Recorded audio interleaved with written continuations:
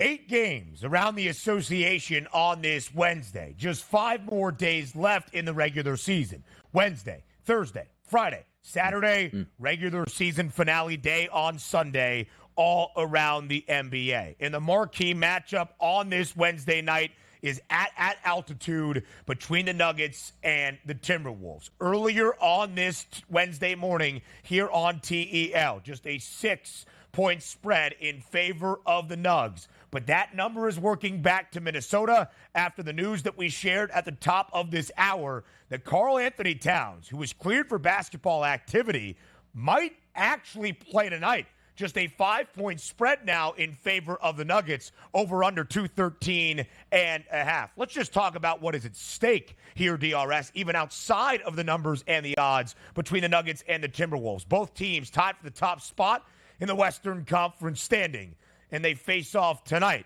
with a game that could be vitally important to determining who wins that number 1 seed in the Western Conference. Love it. Both teams with 55 wins, both teams with 24 losses here. You take a look at playing well down the stretch. 8 of their last 10 games, the Minnesota Timberwolves have won. 7 of the past 10 games, the Denver Nuggets have won. Now, if we're taking a look at the anticipated starting lineups coming up tonight, Jamal Murray expected to be in the lineup for the Denver Nuggets, along with KCP, Michael Porter Jr., Aaron Gordon, and also Nikola Jokic. So full gas for them. The questions are going to be for the Minnesota Timberwolves. Now, originally listed, it's Connolly, Edwards, McDaniels, Reed, and Gobert as the starting lineup. But as we said, just getting those updates that it could be tonight. I always find this a little bit interesting where, like, you're waiting for, like, the past couple weeks, when is he coming back? Now, granted, not being a Minnesota Timberwolves fan where I'm just reading beat reports every single day, doesn't feel like, Ben, it was a little bit of a surprise because we were asking the questions before that news came out. Is he coming back? Do we have any news? Is it round 1? Is it the next couple games? And then you get a Woj bomb that goes, yeah, he might be able to play tonight here, so get ready and see if he does. I don't know if he plays tonight, but if he does, it'll be interesting to see how many minutes he plays. So for me, I'm not looking at him to be a big impact, even if he does.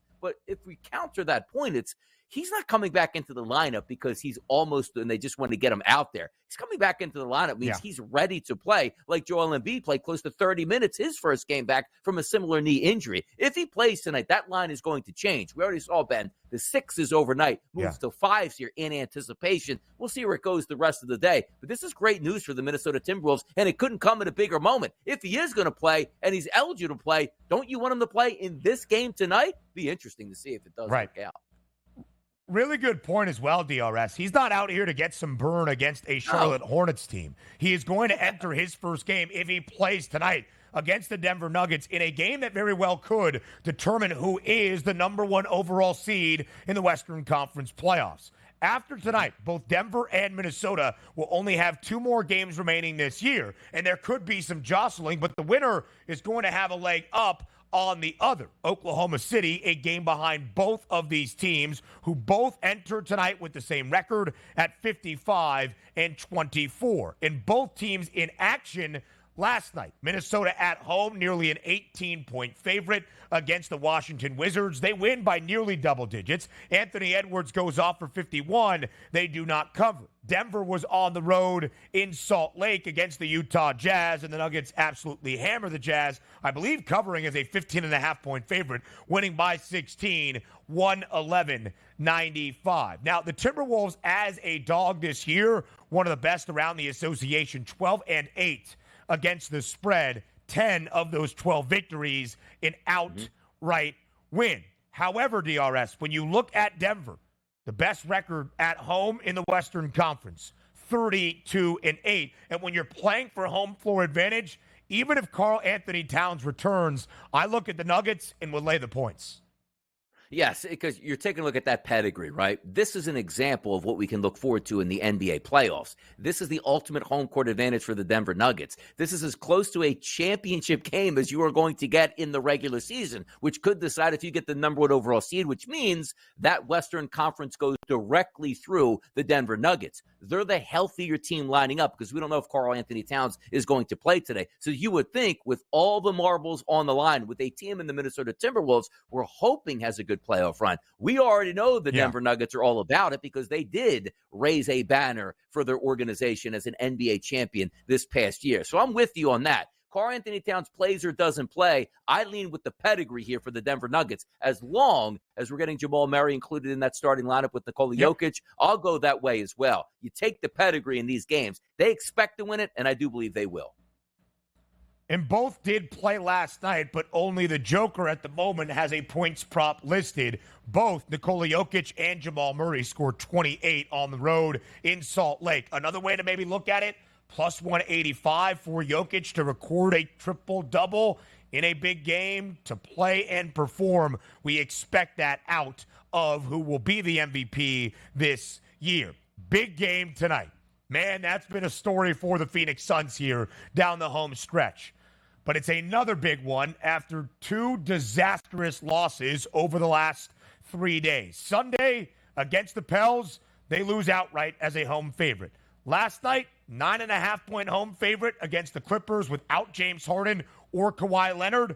They lose outright by double digits. They were down by 31 points in the first quarter. I didn't know that could happen in an NBA game. Maybe UConn versus Stetson, but not the Suns in a must-win game against the Clippers. Because of these two consecutive losses, Phoenix has fallen out of the top 6 into the 7th seed. It would be a play-in tournament opener to the postseason for the Suns. Same two teams, change of venue. From the Valley to Southern California. Downtown Los Angeles, the Suns, though, still booked as a 4.5-point road favorite. It was 3.5 earlier on this Wednesday morning.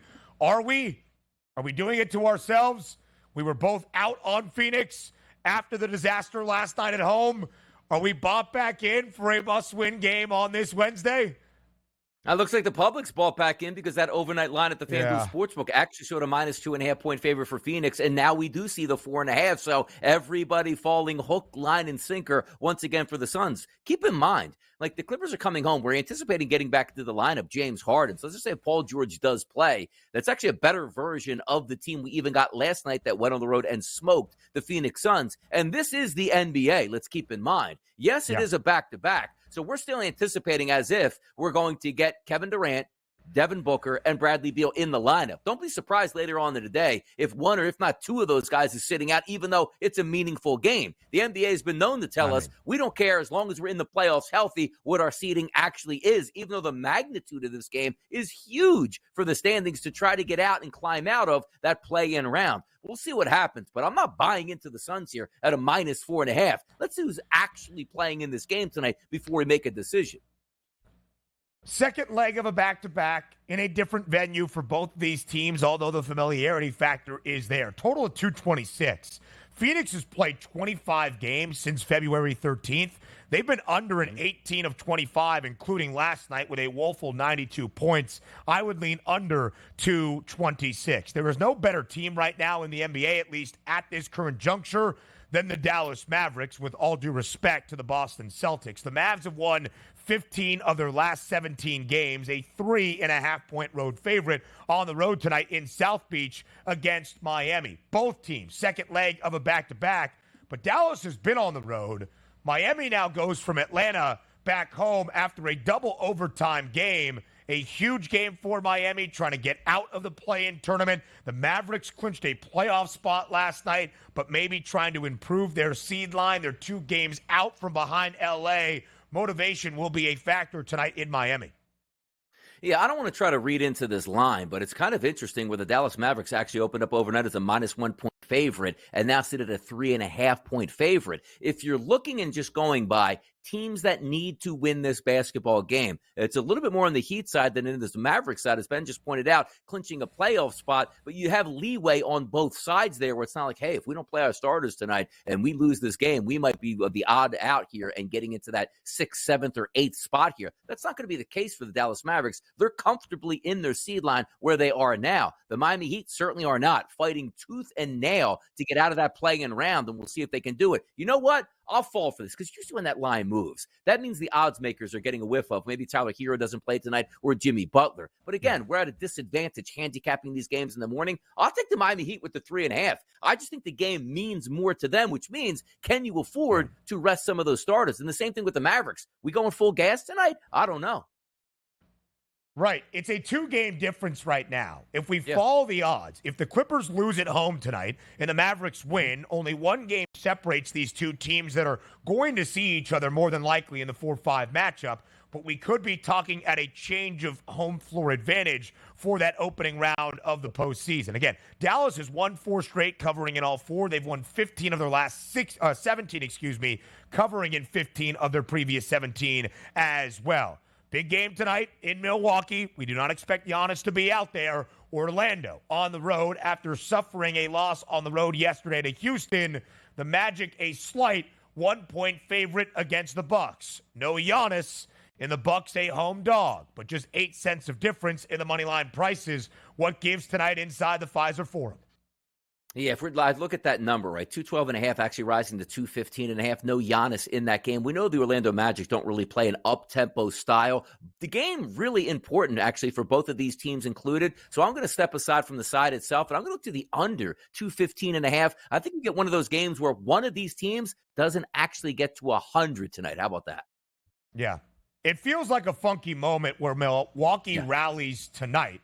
But I do think this is huge for Orlando because Magic right now, 4-5 split. They have the advantage over the Cleveland Cavaliers, but both teams 46 and 33. And I just bet the Magic to win their division, the Southeast, at -230. Orlando, I need you.